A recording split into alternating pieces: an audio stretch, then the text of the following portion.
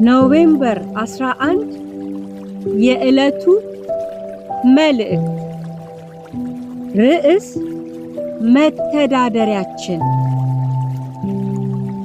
ከወርቅና ከክቡር ዕንቁ ይልቅ ይወደዳል፣ ከማርና ከማር ወለላም ይጣፍጣል። መዝሙረ ዳዊት ምዕራፍ 19 ቁጥር 10። በዚህ ሳምንት በሚኖረን የጽሞና መልእክት ስለ እግዚአብሔር ቃል አብረን እንመለከታለን።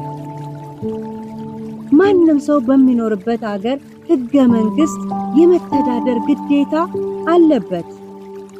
ከዚያም ሲያልፍ በሚሰራበት መስሪያ ቤት ውስጥ ባለው መተዳደሪያ ደንብ መመራት የግድ ይለዋል። ምናልባትም ሕገ መንግሥቱ የዜጎችን መብት ሙሉ በሙሉ ባለመግለጹ ምክንያት በየጊዜው ይሻሻላል። መተዳደሪያ ደንብም እንደዚሁ። ልክ እንደዚሁ የእግዚአብሔር መንግሥት ውስጥ የሚኖር አንድ አማኝ የእግዚአብሔር መንግሥት ሕገ መንግሥትና መተዳደሪያ ደንቡ የእግዚአብሔር ቃል ነው። ይህ አምላካዊ ቃል የነጠረ ስለሆነ ምንም አይነት መሻሻል አያስፈልገውም።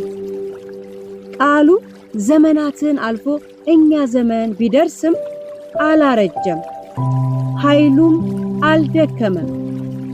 ለዚህ ነው የአምላኬ ቃል አያረጅም፣ የኢየሱስ ቃል አያረጅም፣ ዘላለም ይኖራል እያበራ ከሚያምኑት ጋራ በማለት የምንዘምረው። ንጉሥ ዳዊት እግዚአብሔር በፍጥረቱና በቃሉ አማካኝነት ራሱን እንደገለጠ ከተናገረ በኋላ ለተገለጠለት አምላክ በሦስት መልኩ ምላሽ ሲሰጥ እንመለከተዋለን።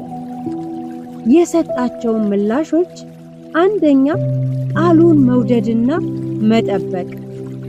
መዝሙረ ዳዊት ምዕራፍ 19 ከቁጥር 1 እስከ 11። ሁለተኛ ኃጢአትን መናዘዝና መተው።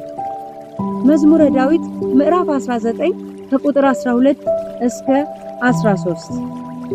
ሶስተኛ የተወደደ ሕይወትን መገንባት። መዝሙረ ዳዊት ምዕራፍ 19 ቁጥር 14 ናቸው። እኛም የእግዚአብሔር ቃል ሕገ መንግሥታችንና መተዳደሪያ ደንባችን ነው ካልን ቃሉን ከምንም በላይ አብልጠን መውደድ፣ ኃጢአታችንን መናዘዝና መተው፣ እንዲሁም የልባችንና የአንደበታችን ቃል በሰዎች ፊት ሳይሆን በአምላካችን ፊት ያማረ ሆኖ እንዲገኝ ራሳችንን ማስለመድ ይገባናል። ቃሉ ነው መተዳደሪያችን።